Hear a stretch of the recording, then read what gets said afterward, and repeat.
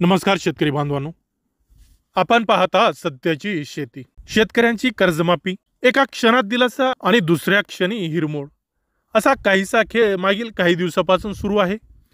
गेल्या काही दिवसात नैसर्गिक आपत्तीच्या पार्श्वभूमीवर शेतकरी आणि त्यांच्या संघटनांकडून सरकारकडे सतत कर्जमाफीची मागणी केली जात आहे.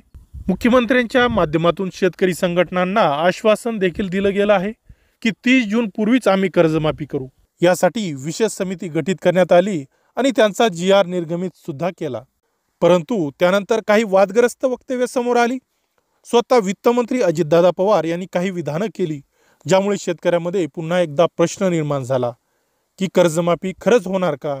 आता या सर्व चर्चा दरम्यान अजितदादा पवार यांनी एका कार्यकर्ता मेळाव्यात स्पष्ट सांगितलं आहे की शेतकऱ्यांची कर्जमाफी 30 जून पूर्वीच केली जाईल.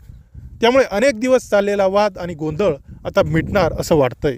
कारण यापूर्वी कुणीतरी कर्जमाफीच्या विरोधात बोलायचं आणि पुन्हा शेतकऱ्यांचा हिरमोड व्हायचा असा प्रकार सतत सुरू होता.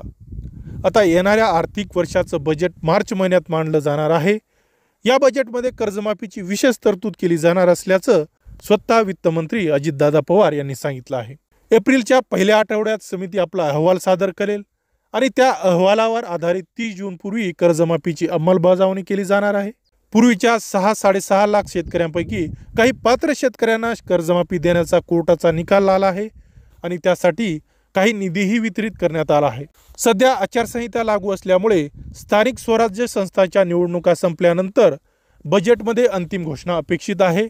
म्हणजेच मुख्यमंत्र्यांकडून आणि वित्तमंत्र्यांकडूनही दोघांकडून एकच संदेश की 30 जून पूर्वी शेतकऱ्यांची कर्जमाफी केली जाईल.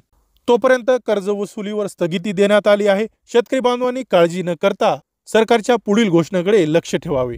कर्जमाफीशी संबंधित पुढील अपडेट, सरकारी निर्णय आणि योजनेची माहिती मिळवण्यासाठी सत्याची शेती या चॅनलला सबस्क्राईब करायला विसरू नका आणि व्हिडिओ आवडला असेल तर लाईक आणि शेअर जरूर करा. धन्यवाद.